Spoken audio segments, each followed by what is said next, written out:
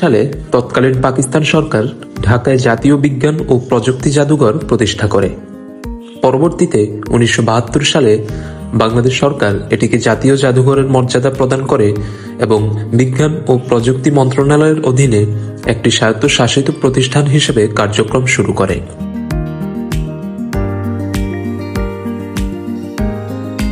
1987 সাল থেকে জাতীয় বিজ্ঞান ও প্রযুক্তি জাদুঘর নিজস্ব ভবন থেকে তার কার্যক্রম পরিচালনা করে আসছে।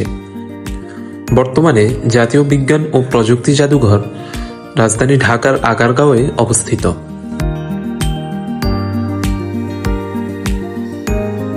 জাদুঘর প্রাঙ্গণে 4 তলা বিশিষ্ট একটি ভবন রয়েছে।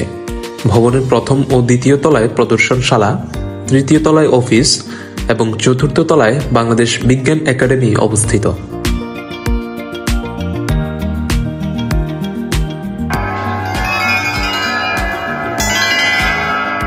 মূলত 7টি গ্যালারি নিয়ে সাজানো হয়েছে বিজ্ঞান ও প্রযুক্তি জাদুঘর।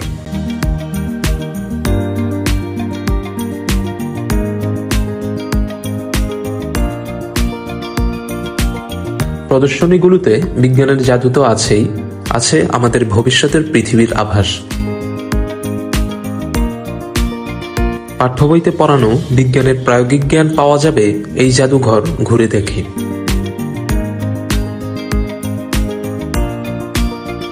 শিক্ষার্থীদের জন্য বিজ্ঞানের নানা দিক হাতে কলমে দেখার অপূর্ব সুযোগ থাকছে এই জাদুঘরে।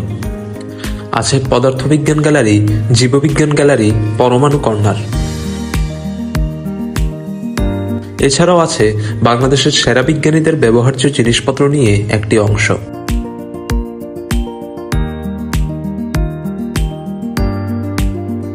শিল্প প্রযুক্তি গ্যালারিতে রয়েছে বিভিন্ন শিল্পের প্রাচীন যন্ত্রপাতি থেকে শুরু করে অত্যাধুনিক যন্ত্রপাতি। বাংলাদেশের প্রথম IBM কম্পিউটারটিও রাখা আছে এই গ্যালারিতে।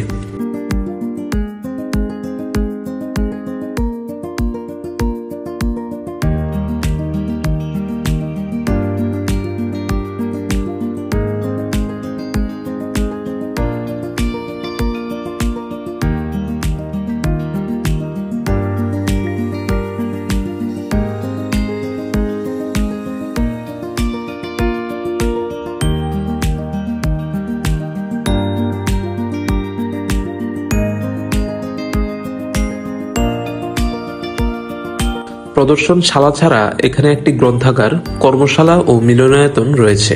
ভবন প্রাঙ্গণে একটি ডাইনোসরের মূর্তি এবং একটি ছোট যুদ্ধ বিমান রয়েছে।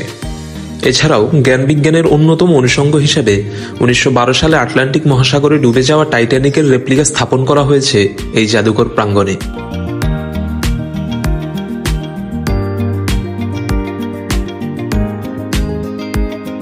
বিজ্ঞান ও প্রযুক্তি জাদুঘরে প্রতি বছর প্রায় লক্ষাধিক দর্শক আগমন করে। এ সংখ্যা দিন দিন বাড়ছে। বিজ্ঞান শিক্ষার জন্য এবং বিজ্ঞান ভিত্তিক বিনোদনের জন্য জাতীয় বিজ্ঞান ও প্রযুক্তি জাদুঘর ক্রমশ একটি জনপ্রিয় প্রতিষ্ঠানে পরিণত হচ্ছে।